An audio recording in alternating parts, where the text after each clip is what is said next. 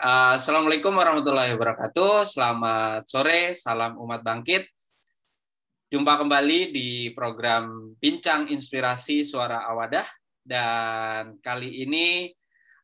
episode kali ini seperti episode sebelumnya, bahwa kami akan menghadirkan sosok-sosok inspiratif di program Bincang Inspirasi. Mereka-mereka yang sudah berkaya, mereka-mereka yang sudah benar-benar mengabdi di tengah-tengah masyarakat dan sudah terbukti memberikan manfaat yang luar biasa di tengah-tengah komunitasnya atau masyarakat pada umumnya. Dan sore kali ini atau malam kali ini, dimanapun atau kapanpun Anda nanti menonton video ini, kita sudah kehadiran sosok inspiratif. Beliau adalah Bapak Daniel Adijaya, seorang penemu terapi magnetik. Saya langsung persilakan saja. Pak Daniel, apa kabar? Ya, baik, selamat sore. Sore. Terima kasih loh Pak Daniel sudah menyempatkan mampir di Bincang Inspirasi. Ya, sama. Oke. Pak Daniel, kita akan kupas tuntas nih. Saya kira mudah-mudahan Pak Daniel punya cukup waktu untuk ngobrol-ngobrol soal karena ini banyak sekali Pak Daniel yang saya temukan dari profil Anda gitu.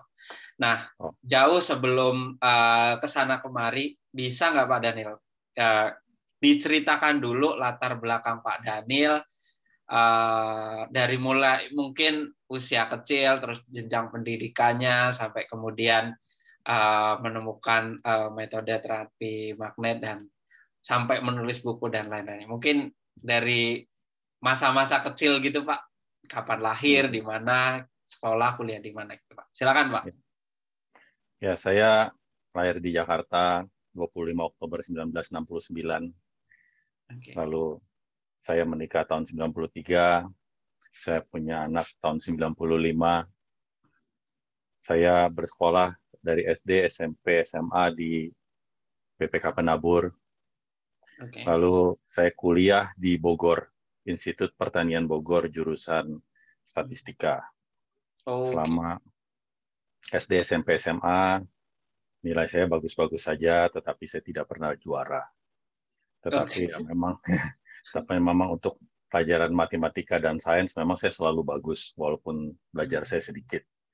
Karena memang saya belajarnya otodidak, gitu ya. Lalu selama kuliah juga, ya mohon maaf, saya sama dosen-dosen saya karena saya termasuk salah satu murid yang paling sering bolos. Karena saya memang orangnya baca. Jadi saya belajar sih sebenarnya tetap ya, bukan berarti saya tidak kuliah, saya tidak belajar. Karena saya lulusan terbaik sefakultas waktu saya lulus di bulan Mei tahun 1993. Seperti itu. Waktu itu berarti masuk ke universitas itu belum SMPTN ya Pak ya? Si Penmaru mungkin ya? Itu namanya UMPTN ya. Oh, UMPTN, oke. Oke. Jadi menarik ya, juara nilai selalu bagus tapi tidak pernah juara, sering bolos tapi lulusan terbaik. Itu bisa begitu tuh bagaimana Pak? Ada hal yang dalam metode saya menemukan ini jarang gitu kan. Iya, biasanya kalau orang-orang cerdas, orang-orang pintar itu kan paketannya biasanya kelihatan Pak. Kacamataan, kutu buku, duduk paling di depan gitu kan, sama dosen manut-manut aja gitu kan. Nah, Bapak ini beda, tapi hasilnya itu sebenarnya tetap sama kan. Maksudnya Bapak yang bolos. Maksudnya nggak pernah juara kelas lagi maksudnya. Tapi endingnya itu justru malah juara gitu. Yang jadi pertanyaan saya punya beberapa teman dan orang yang pernah saya wawancara itu memiliki hal yang sama. Saya mungkin karena saya di MBA itu ada istilahnya outlier Pak, ke apa ya, sempalan yang unik gitu. Nah, yang selalu saya tanyakan adalah orang-orang seperti Anda biasanya itu punya metode belajar tersendiri. Cerita deh Pak, Bapak punya keyakinan apa atau punya metode khusus apa yang digunakan untuk belajar sesuatu gitu? Oh, saya orangnya sebenarnya untuk dalam belajar saya memilih. Saya belajar yang saya suka, saya tidak belajar yang saya tidak suka. Jadi misalnya pelajaran saya yang sebenarnya paling buruk dari SD, SMP, SMA itu adalah pelajaran bahasa Inggris. Saya tidak suka. Jadi saya sangat tidak belajar.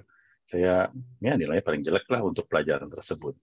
Gitu. Okay. Dan yang kedua adalah ya biologi juga merupakan salah satu mata pelajaran yang saya kurang suka karena saya harus menghafal terus-menerus tanpa saya harus mengerti. Sedangkan untuk pelajaran matematika, fisika, dan kimia, saya dapat mengerti sehingga saya tidak perlu menghafal terlalu banyak.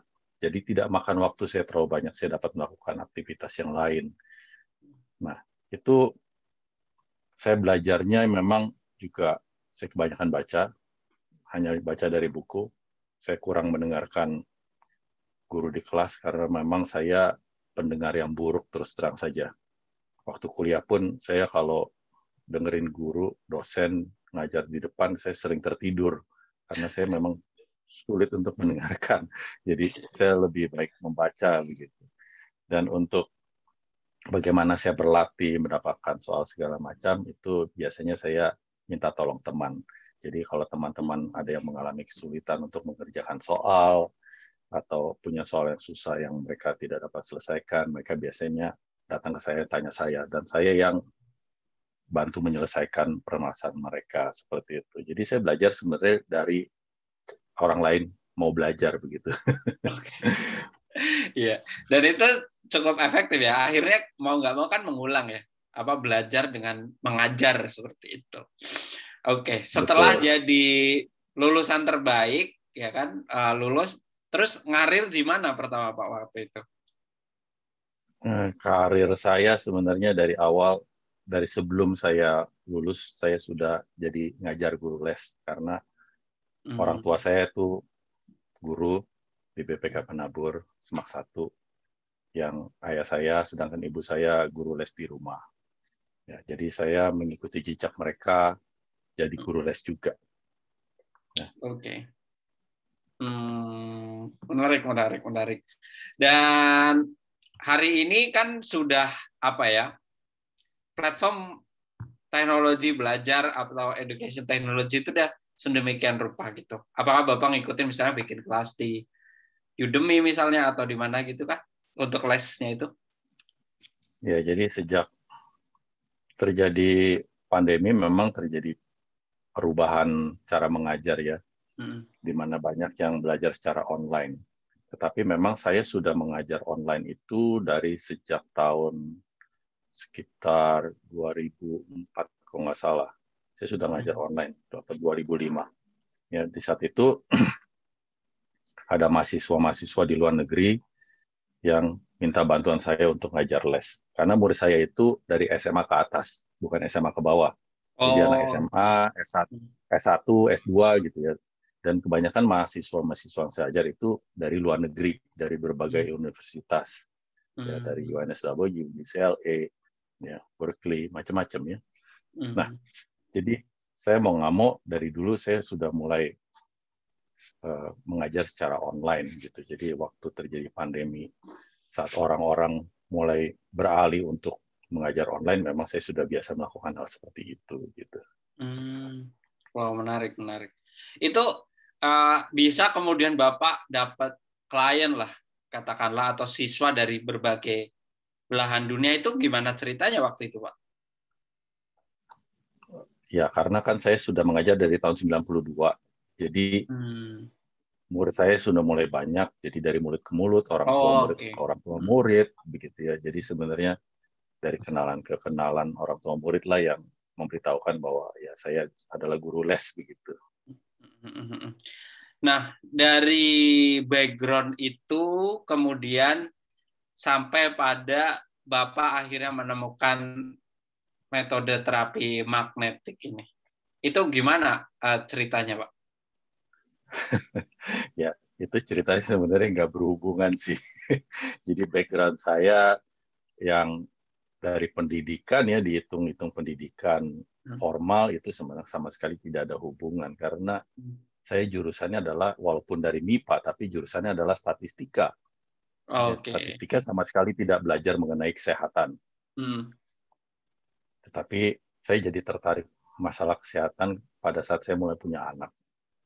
Ya, anak saya yang sulung lahir tahun 95. Dan dia tuh sering sakit. Sampai umur 3 tahun lebih, hampir setiap bulan dia sakit. Jadi saya tanya ke dokter, dokter gimana solusinya biar anak saya nggak sakit? Jawabannya ya minum vitamin. Kalau anak kecil ya suruh gitu kan. Tapi kan ini sudah saya lakukan selama 3 tahun lebih. Toh anak saya tetap saja setiap bulan sakit. Saya ingin ke dokter itu datang untuk melakukan vaksinasi seperti anak kecil yang lainnya. Tetap bukan setiap bulan datang ke dokter untuk diobatin kalau dia sakit. Kesian bagi saya melihat anak saya itu kesian. Bagaimana meningkatkan sistem imun dia itu seperti apa itu seperti tidak ada solusi yang saya dapatkan.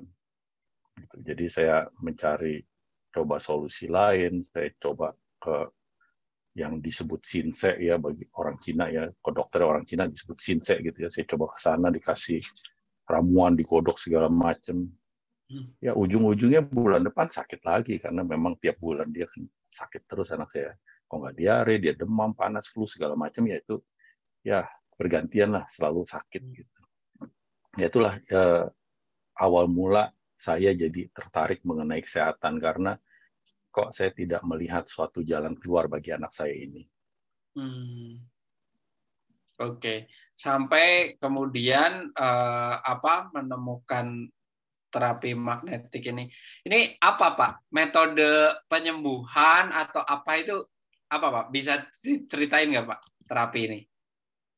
Ya, jadi sebenarnya terapi magnet itu waktu saya mulai pelajari itu waktu saya dengar berita. Jadi tahun 99 ibu saya jalan-jalan ke Amerika. Dia bawa cerita bahwa dia punya sepupu di sana bercerita bahwa keponakannya mengalami kecelakaan sehingga palanya jadi bengkak begitu ya. Lalu mereka kalungi dengan kalung magnet, ternyata bengkaknya cepat sekali menghilang. Sehingga dokter di sana bingung, kok kenapa bengkaknya bisa cepat sekali hilang gitu ya, belum diapa-apain juga gitu. Lalu cerita kedua, anaknya sendiri, anak dari sepupu dari ibu saya itu yang mengalami kelumpuhan yang menurut dokter kemungkinan besar itu karena multiple sclerosis, di mana itu tidak ada obatnya, umur sekitar masih remaja ya, 16-an tahun kali, 17 tahun, saya kurang itu tahu. Dan tidak ada solusi setelah sekitar 6 bulan hanya didorong-dorong oleh kursi roda. Mereka tuh membeli kasur magnet di sana, di Amerika.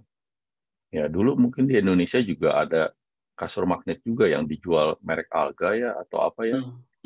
Cuman kayaknya sekarang udah nggak tren atau nggak laku juga, jadi nggak ada lagi tuh kasur magnet yang model kayak gitu ya.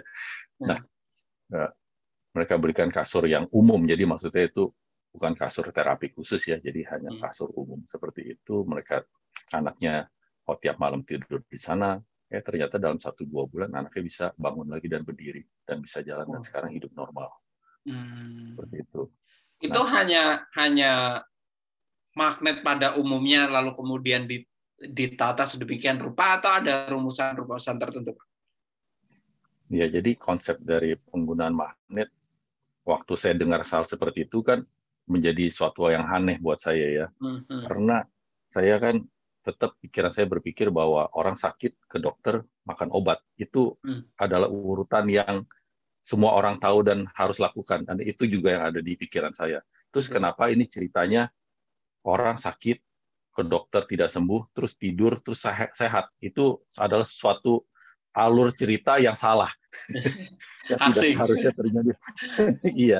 Ya, jadi akhirnya saya berpikir bahwa ada beberapa kemungkinan yang bisa terjadi. Pertama adalah ibu saya dikibuli oleh sepupunya. Kedua adalah ibu saya kibuli saya. Ketiga, hal ini benar terjadi. Begitu. Hal pertama, saya pikir bahwa kalau ibu saya dikibuli oleh sepupunya, sepertinya biasanya kalau orang main kibul-kibul begitu, kalau ada ujung-ujungnya duit lah atau apa ya, mau jualan lah ya, biasanya suka bombastis ceritanya seperti itu ya. Tapi kayaknya sulit sekali untuk kibul karena hal tersebut, karena sepupunya tinggal di Amerika, warga negara Amerika, sedangkan dia di Indonesia. Bagaimana mau ada hubungan dalam masalah duit, yaitu kayaknya nggak masuk akal. Kedua, kalau ibu saya mau kibuli saya, kayaknya alasannya kurang kuat dan mau ngapain juga ya, itu aneh sekali. Yeah. Yang ketiga, artinya harusnya ini benar terjadi. Cuman kan kalau benar ini terjadi, apakah hanya sekedar mujizat atau mujizat karena sains? Jadi kalau hanya mujizat, ya hanya terjadi pada orang tersebut. Kalau kita coba ulangi kepada orang lain, nggak bisa. Nah, kalau mujizat karena sains, kita bisa ulangi terhadap orang lain dengan hasil yang mirip atau sama. Baik kita mengerti atau tidak prosesnya, tapi hal itu terjadi seperti itu. Ya mungkin kalau sampai taraf penelitian sampai detail, mungkin itu lebih sulit karena biayanya otomatis luar biasa besar kan, seperti itu. Nah, akhirnya ya saya coba cari literatur lah, sumber-sumber segala macam. Ya jawabannya zaman itu belum ada Google, saya ya nggak ketemu jawabannya. Oke. Tapi it's work kan, maksudnya. Tapi dari kemudian sepupu ini sembuh gitu kan, Bapak sampai kemudian wah ini bagus, ini bermanfaat, ini sempat mengkomersialisasi dalam tanda kutip atau ya memberikan manfaat terapi ini kemana-mana gitu Pak, sempat nggak pada waktu itu? Ya jadi waktu tahun 99 waktu saya sudah mengambil kesimpulan bahwa terapi magnet ini berguna karena saya sudah akhirnya cobakan ke anak saya. Ya, anak saya yang sakit, saya cobakan dengan terapi magnet ini, dan memang dia jadi sembuh, dan dia jadi sehat. Lalu, ya saya sempat ngomong ke beberapa orang yang dekat, ya ada juga ngomongan sedikit-sedikit lah ke beberapa orang, dan ada orang yang coba juga saat itu, ya sedikit sekali hitungannya, dan memang tidak tersebar luas ya cerita itu. Karena ya memang saya tidak mengkomersialkan juga, saya juga tidak tahu bagaimana menceritakan ke orang bahwa terapi magnet ini berguna untuk kesehatan seperti itu. Oke. Iya. Dan itu sudah kebukti dari sepupu, lalu kemudian anak gitu ya. Tapi sempat nggak Pak, maksudnya dieksplorasi manfaatnya itu untuk apa saja gitu Pak? Ya, penyakit apa atau apa gitu? Ya, jadi sejak saya tahu dari tahun 99 itu, saya memang akhirnya menjadi seorang yang ekstremis lah hitungannya ya, orang yang fanatik terhadap terapi magnet ini. Jadi akhirnya permasalahan kesehatan di keluarga itu selalu saya coba selesaikan dengan menggunakan magnet dulu sebelum melakukan mengkonsumsi obat-obatan. Seperti itu. Selama bisa menggunakan magnet karena konsepnya adalah hal itu sederhana, mudah, dan tidak berefek samping karena kita tidak masukkan ke dalam badan gitu kan magnet ya. Itu kita selalu coba. Penyakit apapun yang kita alami dari tahun 99 gitu, kita selalu pakai magnet dulu sebelum melakukan yang lain seperti itu. Ya memang apakah selama perjalanan kehidupan saya atau keluarga tidak pernah sakit? Ya jawabannya pernah. Karena itu kita lakukan dengan terapi magnet ini gitu loh. Saya sendiri pernah kena cacar air yang kedua kalinya waktu sudah mengenal magnet ini. Saya pernah kena pneumonia juga di tahun 2007 ya. Itu tapi saya selesaikan dengan magnet gitu. Tapi dengan manfaat yang katakanlah Bapak dan keluarga merasakan itu nggak sempat kepikiran ini saya buka praktek buat nolongin orang atau gimana gitu? Sempat kepikiran pada waktu itu nggak Pak? Iya, jadi waktu tahun 99 saya tahu, saya tahun 2000 saya coba buka tulis pelang kecil depan rumah terapi magnet. Ya itu menjadi keanehan dan pertanyaan bagi tetangga juga ya, ini orang ngapain gitu ya. Ya hari Sabtu saya tulis cuman sejam ya, nggak ada yang datang juga ya. Yang datang pernah lah ada, kayak cuman akhirnya 2-3 orang luar yang pernah dengar aja gitu ya. Terus akhirnya mereka pernah datang. Karena hal ini sulit sekali untuk diterima. Jangankan ke orang luar, ke orang tua saya saja juga nggak bisa masuk konsep seperti itu gitu loh. Orang tua saya, terutama bapak saya itu baru mulai pakai magnet sekitar baru 2 tahunan yang lalu. Padahal itu saya tahu dari tahun 99. Oke. Di masa pandemik ini itu sempat nggak Pak nyobain atau Bapak nyoba sendiri atau ada korban atau yang kena COVID itu dengan menggunakan terapi ini untuk virus? Jadi untuk semasa pandemik ini saya memang suka banyak bantu teman dan saudara juga. Ya, mula-mula teman dan saudara sih ya. Setelah itu ya ada temannya teman, saudaranya teman. Temannya saudara, jadi rada panjang dikit ya. Teman awalnya sih dari teman dan saudara. Ya, dari beberapa bulan lalu, yang pertama itu adalah teman saya, namanya Meti. Ya, dia pernah ada Zoom meeting juga, sempat dimasukin ke YouTube juga. Dia kena COVID lagi bulan awal November ya, awal November. Dia ada comorbid, ada GERD, dan dia banyak alergi obat-obatan. Terus dia takut ke rumah sakit, dia nggak mau dimasukin ke rumah sakit, padahal suami sudah taruh dia di rumah sakit gitu ya. Akhirnya saya jemput dia di rumah sakit, dan saya bawa dia ke apartemen saya isolasi di situ, dan saya melakukan treatment dia dengan terapi magnet ini. Oke. Nah, jadi manfaatnya itu kan banyak lah gitu. Untuk apa saja gitu, lumpuh pernah sembuh dengan hal ini gitu. Terapi magnetik ini sudah terbukti bermanfaat, walaupun katakanlah hanya untuk keluarga Bapak dan beberapa kalau teman-teman Bapak lah gitu. Nggak kemudian Bapak kembangkan lebih besar atau lebih luas lagi. Nah, tapi hal ini itu sudah terbukti gitu.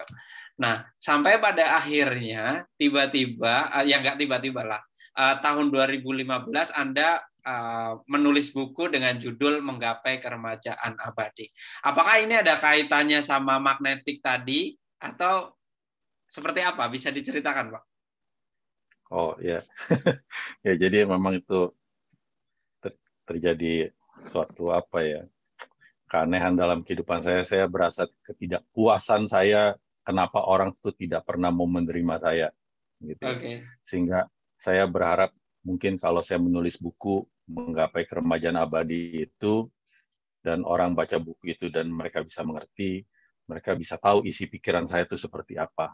Kenapa? Dan salah satu buku tersebut memang menyebut mengenai terapi magnet ini, gitu. Ya, di mana saya berargumentasi bahwa bumi kita yang kita tinggali sekarang itu berbeda dengan bumi waktu zaman dahulu kala, di mana medan magnetnya itu masih lebih besar, di mana medan magnet sekarang itu menurun sedemikian rupa sehingga manusia bisa hidupnya jadi lebih singkat dibandingkan yang dahulu kala. Itu salah satunya adalah pengaruh dari medan magnet yang berkurang. Ya, selain itu juga ada medan listrik juga yang berkurang yang saya sebutkan di buku tersebut. Nah, saya berharap dengan buku tersebut orang jadi mengertilah bahwa orang hidup mau sehat itu bukan hanya gara-gara kekurangan vitamin sehingga kita harus minum vitamin tiap hari. Vitamin bagus ya. Ya kalau memang kurang vitamin ya minumlah vitamin. Saya tidak menentang vitamin. Saya tidak menentang obat-obatan. Ya, tetapi saya hanya berargumentasi bahwa memang ada juga yang kurang yang orang nggak pernah aware gitu, nggak pernah sadar bahwa kita tuh kekurangan medan magnet badan kita gitu loh. Nah itulah yang saya mau kasih tahu gitu. Oke. Dan sudah sejauh ini sudah bagaimana tanggapan masyarakat terhadap buku itu, Pak? Apakah Ya, kemudian banyak jadi yang curious nanya ke Bapak, apakah benar seperti ini kayak gitu, Pak? ya belakangan ini memang. Tapi waktu buku saya tertulis terus terbit, itu buku sangat-sangat tidak laku. Karena mungkin orang pikir itu buku apa kali ya, nggak jelas ya. Karena juga mungkin nggak ada komunitasnya. Kalau sekarang kan udah ada komunitasnya, orangnya ribuan gitu kan. Di Telegram aja ya orangnya aja ada 2.000 lebih gitu kan yang ikut dalam komunitas ini gitu. Jadi banyak juga yang akhirnya baca buku tersebut. Nah, memang hal yang ngomongin di buku itu juga apa ya, terlalu ekstrim mungkin ya. Jadi atau saya terlalu bermimpi. Jadi yang judul buku tersebut itu Menggapai Keremajaan Abadi itu sebenarnya benar-benar harafiah yang saya tulis.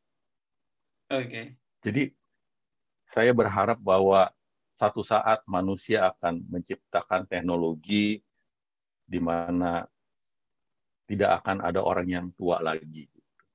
Ya, biar badannya tetap remaja. Itu ya kan namanya mimpi orang boleh ya. Dan argumentasi alasan-alasannya itu saya tulis di buku tersebut seperti itu. Apa argumentasi yang Bapak masih ingat dan mungkin hal ini cukup memperkuat untuk akan nantinya ada sebuah teknologi orang bisa remaja selamanya gitu? Ya, jadi pertama yang saya tulis adalah bahwa ya itulah bumi kita sudah berubah dari data-data yang ada. Kalau bumi kita sampai kita bisa balikan kembali gitu ya, itu mungkin manusia bisa balik lagi menjadi remaja mungkin ya. Mungkin kayak jadi film-film ya, menjadi fiction. Menarik. Nah, lalu kemudian perjalanan hidup terus berjalan sampai pada akhirnya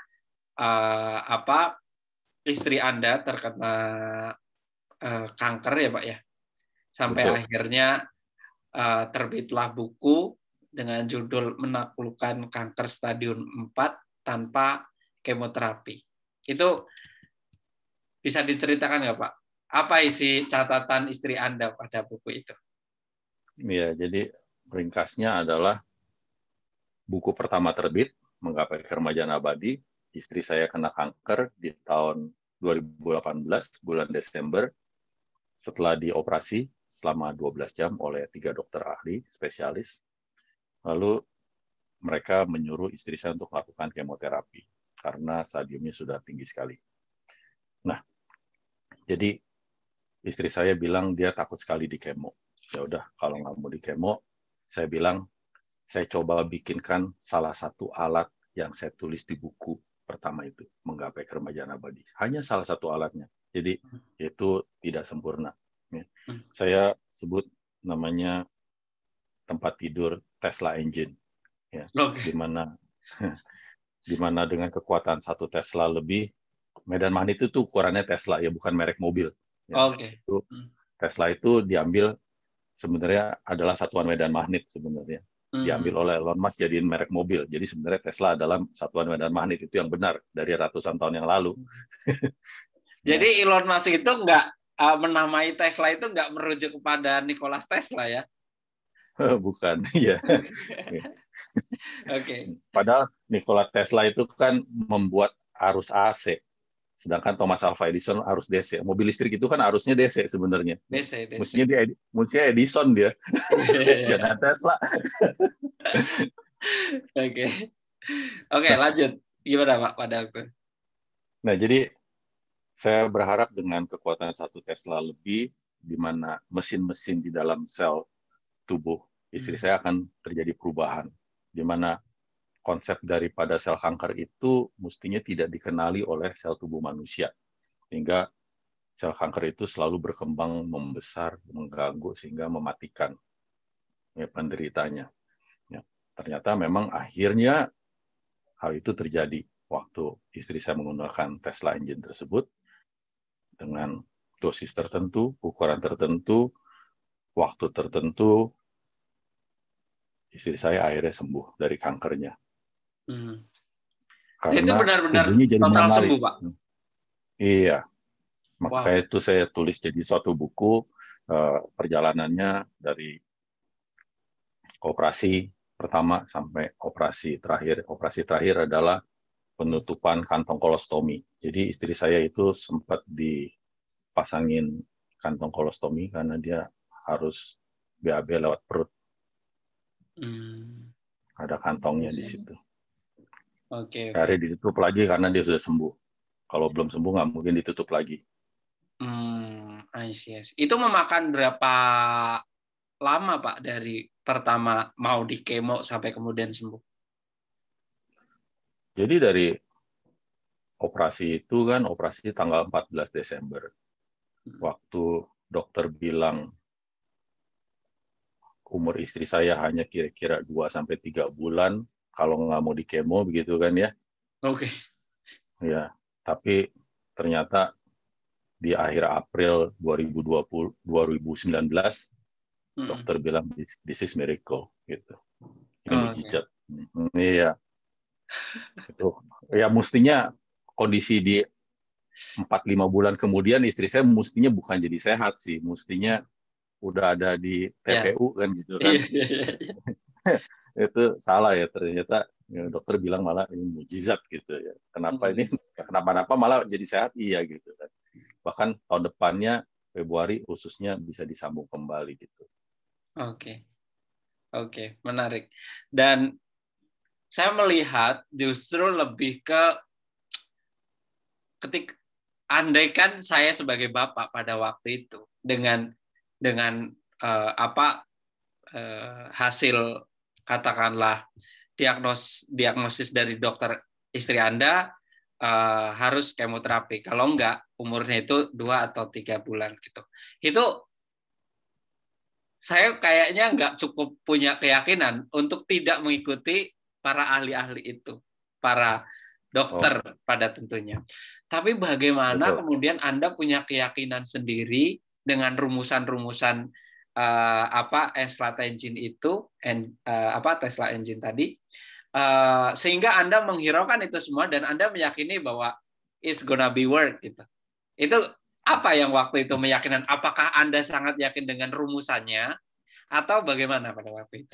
Oke, jadi pada waktu itu waktu saya bikinkan Tesla engine, saya sangat-sangat yakin bahwa istri saya akan meninggal 2-3 bulan kemudian. Oke.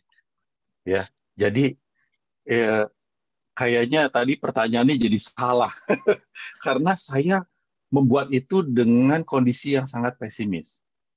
Ya, saya tahu bagaimana kanker itu membunuh seseorang dan sebegitu menyakitkannya. Ya. Jadi itulah saya tulis di buku. Jadi saya membuat alat tersebut dengan keputusasaan, bukan dengan optimisme yang luar biasa. Sepertinya pertanyaannya terbalik ya. Oke. Tapi kemudian ya bisa aja dibalik kembali. Berarti Anda itu gambling pada waktu itu. Anda judi.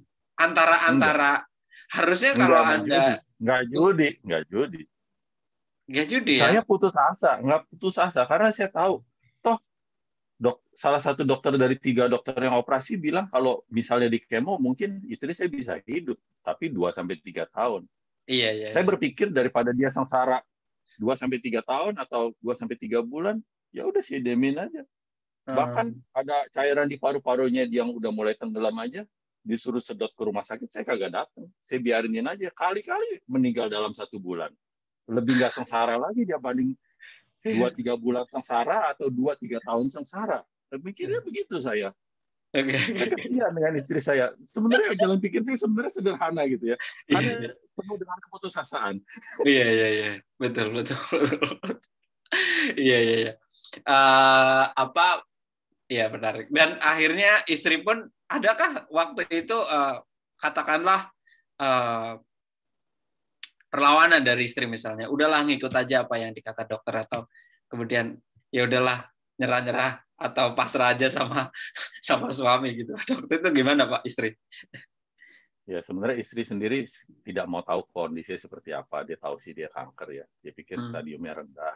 Terus dia nggak tahu kalau umurnya hanya hitungannya dalam hitungan bulan gitu. Jadi dia pasrah aja sama saya karena dia untuk menjalani kemo dia takutnya luar biasa begitu. Oke. Ya jadi mau nggak mau ya dia nggak memilih untuk kemo karena dia ketakutan seperti itu. Mungkin dia melihat teman-temannya kali ya yang ada beberapa juga kan di kemo, dia menderita kurus kering, jadi ya sakit-sakitan kayak gitu-gitulah ya. Ya tiap orang kan punya pendapat sendiri-sendiri ya. Betul, Ya, betul, saya betul. memberikan kebebasan. Sebenarnya saya memberikan kebebasan buat istri saya sih. Itu bukan pilihan saya loh untuk bikin tes lain. Benar-benar. Oke. Dan sampai kemudian sembuh terus. Ya, semua orang berkata, wah ini keajaiban segala macam. Tentu itu ada semacam, Anda pastilah merasakan bahwa, wow, ini akhirnya berhasil segala macam itu. Adakah keyakinan bahwa, oh ini kayaknya ada apa ya, campur tangan Tuhan, katakanlah. Anda di saat apa Pasti. Anda merasakan di situ itu saat seperti apa gitu? Bahwa Tuhan itu benar-benar hadir di waktu Anda gitu. Ya pastilah ya. Jadi waktu dokter bilang this is miracle ya saya sangat bersyukur dan saya yakin bahwa Tuhan juga ikut menjamah dan ikut campur tangan dalam kesembuhan istri saya. Tapi saya orangnya tidak berhenti di situ saja dan saya berpikir bahwa kalau memang hal ini bisa berguna buat orang lain, mengapa tidak gitu ya. Akhirnya memang beberapa teman saudara yang tahu berita ini awalnya sebelum buku tersebut terbit ya. Ya. Ada juga yang sudah mulai mencoba gitu. Dan ya seperti tadi saya bilang, kalau ini hanya mukjizat, itu hanya terjadi pada istri saya. Betul. Tetapi kalau dilakukan berulang pada orang lain dan ada yang berhasil, ada sains di belakangnya begitu loh. Ya, seperti orang sakit kepala, si A minum Panadol, 10 orang yang 9 baik, yang 1 tetap masih sakit kepala kan lain ceritanya, tapi ada sains di belakangnya seperti itu ya. Itu juga seperti itu. Jadi memang akhirnya sampai saat ini memang ada beberapa orang juga yang bisa sembuh dari kankernya dengan melakukan terapi yang sama gitu. Oke. Anda keberatan tidak kalau misalnya para pendengar suara Awada atau penonton gitu ingin menghubungi Anda, ingin bertanya-tanya terkait dengan terapi ini tuh tidak keberatan, atau kalaupun tidak keberatan itu bisa menghubungi kemana Pak? Kata maksudnya. Ya, jadi saya sih biasanya nggak kasih nomor handphone saya langsung karena bisa kacau sih nomor handphone ya. Mungkin Facebook atau Instagram? Ya, Instagram saya ada, tapi yang bikinin anak saya sendiri nggak pernah buka Instagram karena saya nggak biasa main Instagramnya. Tapi biasanya mereka itu berkumpul di Telegram. Jadi, oke. Ya di Telegram mereka dapat info segala macam banyak sekali. Jadi berbagai penyakit mereka juga karena komunitas sudah terbentuk ya, ribuan orang. Jadi mereka biasanya masuk ke dalam grup Telegram namanya Magnesian gitu. Nanti saya bisa kasih linknya juga ke Pak Habibie kalau mau sampai di share di komen atau apa ya. Jadi mereka tinggal klik langsung masuk ke dalam grup tersebut gitu. Mereka bisa langsung baca dari atas apa aja sebenarnya yang dilakukan step by step pada saat orang mau menggunakan magnet begitu. Karena kalau satu orang nanya pakai magnet gimana, waduh repot juga sayanya. Karena ngajarin, oh beli ini dulu ya, beli plester ini dulu ya. Waduh, satu-satu sih bisa pegel saya tangannya. Kalau di situ Telegram mereka bisa baca dari atas langsung. Kan chatnya walaupun masuk grup mereka bisa lihat dari atas, nggak akan ketinggalan berita. Betul. Gitu. Baik. Oke, nanti saya minta link grupnya, lalu nanti saya taruh di link deskripsi di bawah video ini gitu. Mungkin itu. Ada lagi Pak yang mau diceritain? Mungkin terakhir dari sekian manfaat-manfaat tadi selama pandemik ini, akhir-akhir ini dengan adanya PPKM segala macam, apakah kegiatan dari komunitas Bapak ini? Ya, kalau komunitas kami mah nggak ada kegiatan apa-apa ya. Mereka pokoknya saya cuma ngajarin mereka bagaimana pakai magnet biar sistem imun mereka lebih kuat. Ya. Kalau ada teman atau saudara saya atau temannya teman yang sampai kena COVID dan memang mereka memerlukan perawatan yang sampai pakai ranjang Tesla engine tersebut, biasanya saya ciduk mereka masuk ke dalam apartemen saya. Dari kira-kira sejak kacau-kacaunya rumah sakit penuh segala macam itu, dari awal Juni sampai sekarang itu kira-kira saya udah merawat 100 orang lebih di apartemen saya. Itu berapa bed Pak Bapak siapin untuk orang-orang itu? Saya ada 2 bed di situ ya. Dan mereka tinggal di sana biasanya. I see. Oke, menarik sekali Pak. Mungkin itu saja. Kalau saya ceritain semuanya nanti nggak ada yang baca bukunya dong Pak, ya kan? Jadi buat teman-teman yang tertarik untuk bukunya isinya banyak. Itu dia kan. Jadi biar kita nggak buka di sini semua, biar teman-teman bisa lanjut baca buku beliau gitu. Itu masih beredar di Gramet atau di mana gitu Pak? Belinya sih biasanya di Tokopedia ya. Oke. Nanti kirim linknya sekalian ya Pak ya. Saya taruh di atau kalau orang yang jauh-jauh mau langsung baca atau di luar negeri bisa klik ebook Gramedia, ebook. Jadi kita di Play Store itu Gramedia digital kan, kita tinggal masuk. Betul. Kita tinggal cari judul bukunya, ebooknya, ada ebooknya. Oke, baik. Oke. Thank you Pak atas sharing-sharingnya. Sehat selalu bersama keluarga dan tetap menebarkan kebermanfaatan bagi komunitas atau lingkungan dan masyarakat sekitar kita. Sekali lagi saya ucapin terima kasih sudah mampir ke Bincang Inspirasi.